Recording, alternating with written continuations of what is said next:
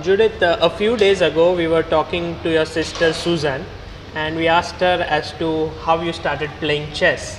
And she said that she was learning chess from trainers inside a closed room, and you would be waiting outside and you were told if you want to see what she's doing, you will have to learn chess as well. Is this how it all began?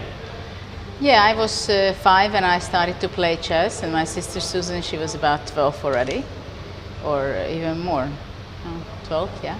And so by that time she was really having serious trainings already.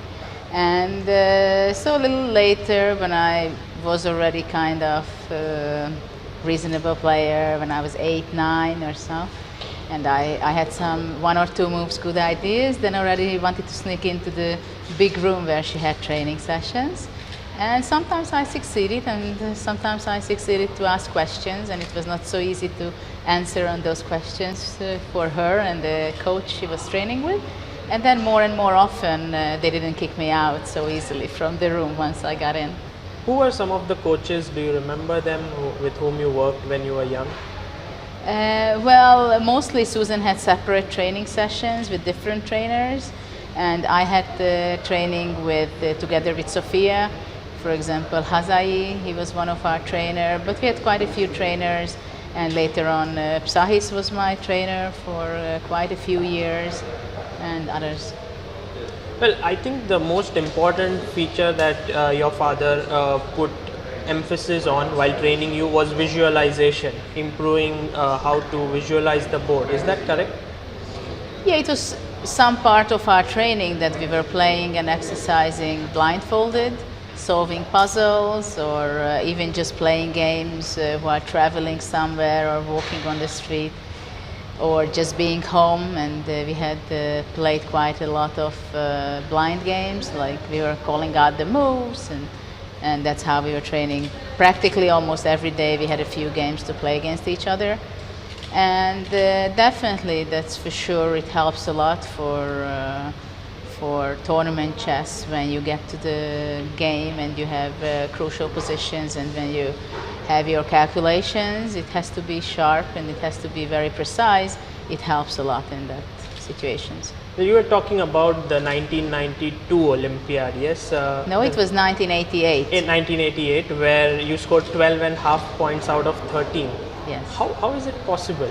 Actually, I was also wondering quite some decades afterwards. I don't know, somehow it happened that that year, 1988, was a very special and unique year for me, as I raised 190 rating points from the July list to January, because in those times we had 6 months, every 6 months we had rating lists. So even I don't know how it was possible, kind of, but that was a year where I won 6 or 7 tournaments with very convincingly, and Olympiad was practically the last tournament of that year. I was playing on board too, and it was kind of clear that I was better than my opponents. They not necessarily took me so seriously at the beginning. Of course, during the Olympiad, when I had already 5 or 6 or 7.5 out of 8 games or something, then of course people knew that I'm very dangerous, and well, everything was somehow stars were standing right in that event, and I became the best performer of the whole Olympiad then. So 190 points, so you moved from what rating to what after that, do you remember? I had 23.65 and I jumped to 25.55. Wow. And 25.55 back then would be like top 20 in the world or something like that? No, it was not 20, but I think I was in top 50 or something like that, top 50, 60. And actually with the Olympiad was not calculated into this. On the Olympiad I gained an extra 40 rating points with my performance. So actually I gained in half a year 230, but that was a reserve for the next rating list. So after that performance, did you start getting invited to super tournaments and to strong events? Yes, that was the time when I played. After that, actually, I went to Hastings. I was playing in the B group, which I won. And I beat a few very strong players, also Glenn Fleer from England in the last round, I remember. So I made a qualification to the big Hastings A group also. And from that on, I started to get invitations, yeah, for strong round-robin Grandmaster tournaments. Were you around 12 years old at that point, or what was your age? I was 12 and a half. 12 and a half. Yeah, in December, so later on, so I was starting practically playing more round-robin tournaments from age 13. Do you remember your encounter with Vishy Anand at that point? And I read somewhere that you guys did play blitz, and you called him home and played blitz with him, and he was extremely strong. Do you remember something about it? If I remember well, it was somewhere 89, beginning of the year, February, March or something like that, when he was visiting us. We met him in 88 at the Olympiad. And then Frederick Friedel was introducing us to Vishy and said, why don't you go over to Hungary? And he was visiting us for a few days, and I remember we were amazed how great and fast and amazing strengths he had already done. And it was a great few days to experience how his brain is working. And after that, in 1990 or 91, I don't remember exactly, we were playing in New Delhi in a tournament where actually I got to play against Vishy, and I won. He blundered one very small tactical detail, and I got to win. And after that, of course, during my career, I played tons of very, very interesting games, ups and downs, wins and losses. But it was always fun to play against Vishy. You said you were in New Delhi. Was that the only time you were in India, or you came again at some point? No, actually, that was, I think, the only time. And how did you find the country? Then it was very difficult for me, even though we stayed in a very nice hotel. We had some stomach problems. I mean, I was only 13 at the time, or 14 when we were there, so we were not used to those kind of food. And somehow after that, it was not part of the world where there were round-robin tournaments, really. And mostly I was playing in Europe and South America and other parts of the world. And you did meet Bobby Fischer, and you worked with him as well for a while, yeah? Oh. Yeah, he moved to Hungary after his match, again, rematch in Sveti Stefan, what he had in '92. And I think somewhere after that we had a meeting with him outside of Hungary or at the border, and then we told him, why doesn't he come over to Hungary to live? And then somehow he got the idea that it sounded interesting for him, and then he moved over to Budapest. And therefore he was staying quite a few years. And in the first few years he was a regular visitor to our house, our summer house as well. And it was an interesting experience, of course. I think you must have changed his opinion, because he had this opinion that girls are not good chess players. Yeah, he had said so.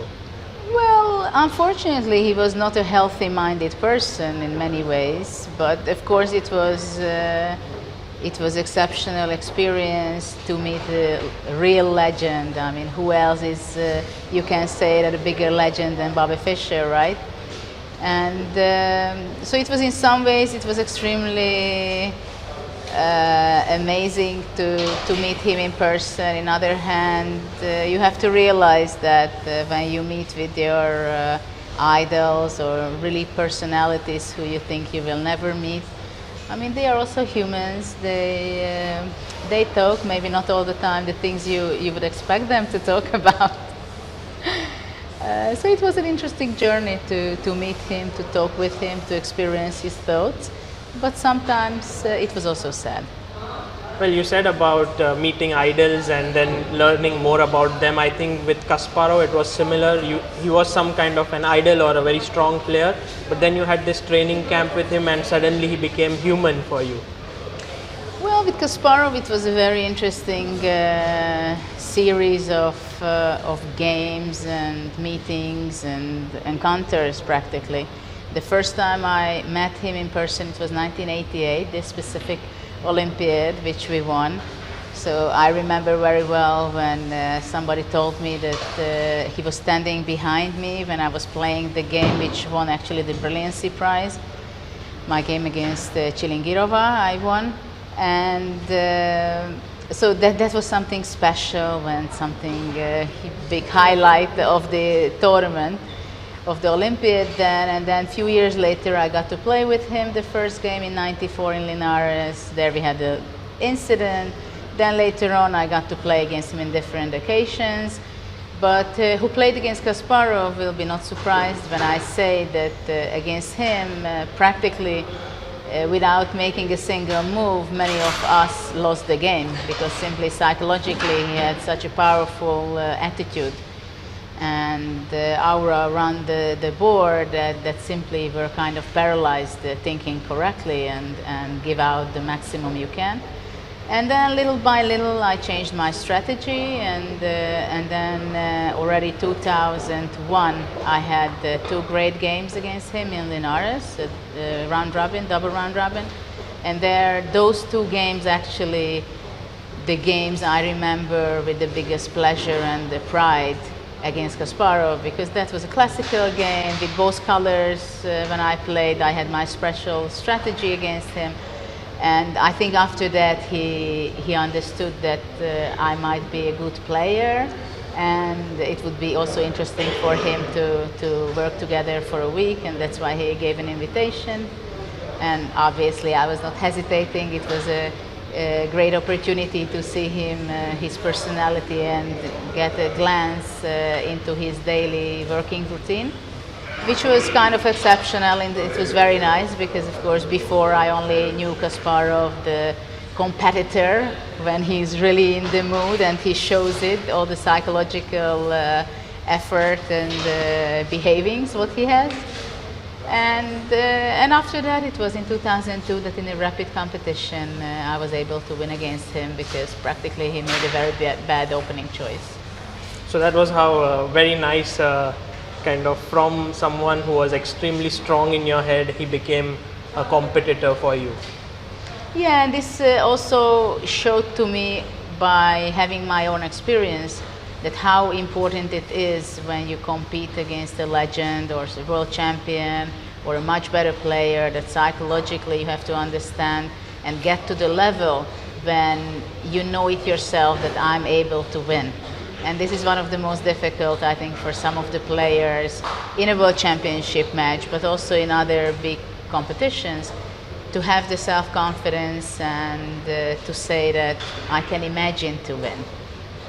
Well, one of your games which I'm a big fan of was against, if I'm not mistaken, Boris Gelfand, in which you played e4, e5, bishop c4.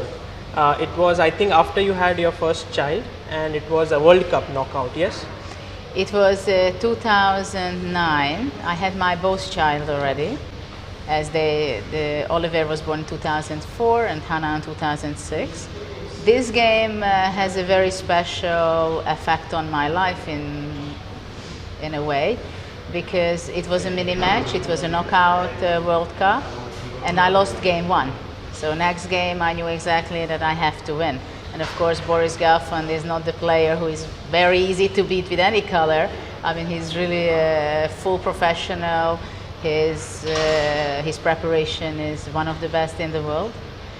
So I chose bishop c4 to surprise him, and also there I had my strategy that I had to stop him playing d5. This is the only thing, basically that was my whole preparation, to play 2 bishop c4 and stop him able to play d5, because that's how he liked to play. Obviously it's not a big deal. I just wanted to have a game and complicate it afterwards, which I found some possibilities for this. And actually this game was where I felt that I was playing like in my early youth years, that I was really sacrificing pawns and everything. So it was kind of, it was not bluffing, but it was kind of, I was burning bridges, that was very clear. And I had to play that way because it's double or nothing. And after this game I decided finally, after many people and publishers were asking me why don't I make a book about my journey and about my greatest games, after this game I decided that it's time. But why after this game? I think because it was a long time that I didn't feel that I was playing in this style as this game, and somehow I was also happy that I could still do it on a very high level But of course, I could do it basically because of the tournament situation required that I can do whatever I want, because draw and loss is the same. Well, you said about books, you wrote 3 volumes of books for quality Yes. chess, outstanding books. How difficult was it to write those books for you? Well, I'm happy if you like Yes, it, or the tremendous. people who read it. I was working very hard on those books for years, and it was a big journey for me, recapping my practically 30 years of career. I took all my notebooks, what I had, my old score sheets with the time written on it, even the training games which I found in the boxes, and I had a helper, Mihail Marin, who was helping me sorting things out, and so it was a very big journey for 3 or 4 years. I was working on it, and it was nice, and I learned about myself quite a bit also while writing the book. So when we asked Suzanne about what made you different from her or any other woman player, she said it was the passion as well as the fire within you. Do you think those are the correct things which differentiated you today? If it comes to women's chess, people remember only one name, that's Judit Polgar. Well, I think in some ways I had the best character out of the 3 of us for competitive chess, and I loved challenges the most. And yeah, I had a great passion always for the game. I liked to play in a very creative, artistic way. That was for a long time on a higher priority than winning the game, let's say. And but of course, I think some of the key points were simply that I started to improve at a very, very young age. And the year which we discussed, '88, was a real boom in my career, and I became the youngest grandmaster, which was also gave a lot of positive feedback and encouragement, motivation that I can do it, and I can try to fight with the very best male competitors as well. And somehow it was a natural consequences, one tournament to another, one challenge after another, and things happened very fast and very naturally in my life and in my career. But of course, I know that I have a very good nerve system. As a competitor, you need it very, very much, that you can sleep well even after a lost game. You get over after a mistake, after a blunder, and in those things I was very good. When you see people like Hoi Fan, Koneru Hampi, Muzichuk sisters, they are really strong and they play really well. Are you surprised that they are unable to break into 2700 zone? Generally speaking, I think many things. I mean, it will be tough what I say, but some things happen when you're very little. And I was fortunate that my parents were raising me the way that they always believed in me, that I can do and reach the very highest level in chess. And I think this is essential in your improvement and how big achievements you're going to reach, that where do you put the bar. And I think it was essential in my career that my parents said that of course you're able to play against Kasparov or play the world championship title or even become a world champion. And it might seem something you might neglect and it's not such an important issue, but I think it's a recurring pattern that comes back when we talk about how to improve and where to reach for ladies also. Because simply they don't put their goals into the objective chess level, but they put their goals into tournament wins, championship titles, etc. And I think it's very different, because, for example, when I was competing most of my life, it was very rarely that I went to a tournament and I said I have to win it. It was quite a few tournaments, but not many. When I was competing on a category 14, 15, 16, 18 event, I was going there and I wanted to play the best chess I know and I can perform. And then when it was over, I flew home and I continued to improve the mistakes I made and improve to get better and better and better all the time. So I always had the new challenges ahead of me. I always understood that I have new targets to be reaching, either in rating points or in competitions, or get over on difficulties against one or another opponent. So I think it's very important that where do they really want to reach in deep down in their heart. Yeah, like the girls whom we meet, they are always like, we want to win under 14 girls world championship or under 18, but you had never such things. You wanted to just focus on more on the process. Yes, exactly. I mean, I know that many people are really focusing winning on the under 12, 14, whatever age championship, and they see it as a goal to win that. And that's a huge difference, that's the goal to reach and win make a performance, or the way I was doing it, it's like we were having very serious training schedule. And for example, when I played against the under 12 world championship for boys, open section, it was something that, okay, I go there to win it, but just by passing by. So it was not so easy to win. I was the best rated player at the time, and it was clear I should be winning it. And I went there because we decided, and my father decided, that why not to win that world championship and then to become under 12 world champion.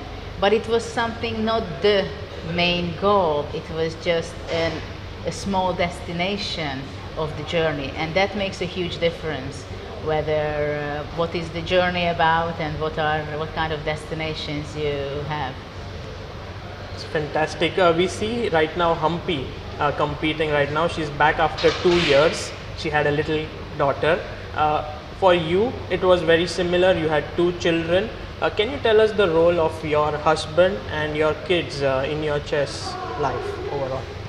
My life, of course, expanded and became much more interesting and wider and richer in many aspects, having a family, and especially that I had a boy first, and less than 2 years after I had my girl, Hanna. It was essential that my husband was extremely supportive, and if it was needed, he was traveling with me or he was staying at home with the kids, so I could play chess calmly and not to have to worry about what's really happening with the kids, if everything is alright, because we made sure that the right people they are taking care of the kids. Of course, priorities change in life. That's no question about it, but in some ways it was easier to play in competitions because I knew that if things didn't work out the way I wanted, I go home and life is still beautiful. You don't really have time to be sad or anything. Of course, you have to take the consequences and you have to make your analysis, what was the reason. But it is another journey to have your career while you're having a family. Of course, my husband really was very supportive and always wanted my successes while we had already the kids born.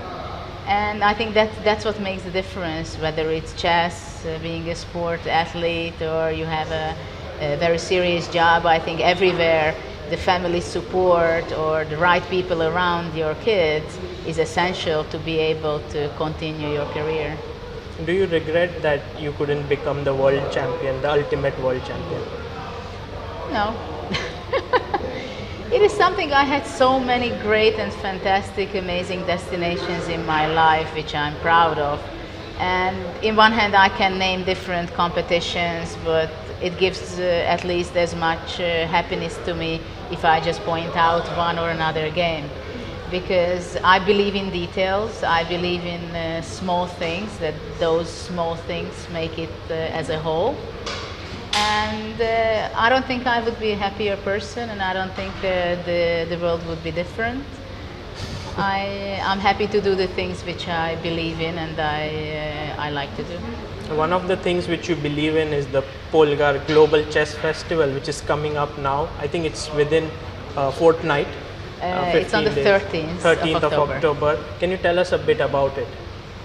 Yeah, this is going to be the fourth Global Chess Festival. The main idea is that we have in Hungary a festival which is open to everybody. We want to share and show to the people that how colorful chess is, the thousand faces of chess practically.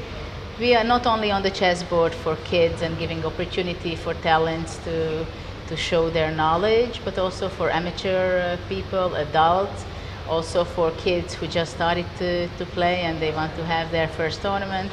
We're going to have the simultaneous exhibition by Sophia, my sister, and myself.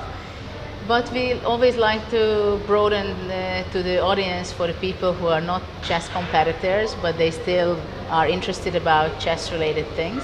We have, for example, marzipan, making chess pieces from that. We are going to have a chess cafe where people can see a grandmaster playing blitz and being challenged. We are going to talk about in a workshop about the 21st century education, what we believe in which direction it's going, including chess in the education. We also have a platform where kids can try out the educational elements which my program has in Hungary. It's already for more than 5 years in the schools. And we are going to have some kind of robots who also with some chess elements in it, but also showing that the game of chess is an ancient game, is the oldest ancient board game which we have. But it has the old way and the new way and many different ways. Also on the internet we are going to have actually online event, which is going to be the Global Chess Festival online on chess.com. And it will be a 24-hour event starting on 12th of October, 5 p.m. ECT European time, until the Global Chess Festival finishes. This year we're going to have it in an amazing location. The Hungarian National Gallery gives home to this event. And well, basically these are the activities we're doing, and I'm very proud of it, that we can always put new elements and colorful events. And I shouldn't forget about the chess theme artist, Huga, who is a Chilean artist, and she's going to be performing live at our opening ceremony. And also Jason Kochak, who is a performer, and he also has chess-related music performances. So more or less that's it. And one more thing, that this year, because art is very much in the focus because of the National Museum, we created a prize, the Goodwill Ambassador of Artistic Values of Chess. And those artists will receive it who really passionate about chess. I know that they are. And they also put it in their work, in their art, in their, as a masterpieces, includes some chess elements. And one of the person who I will give it personally in New York is going to be Yoko Ono, who has the great artwork Play by Trust. I don't know if you know about that.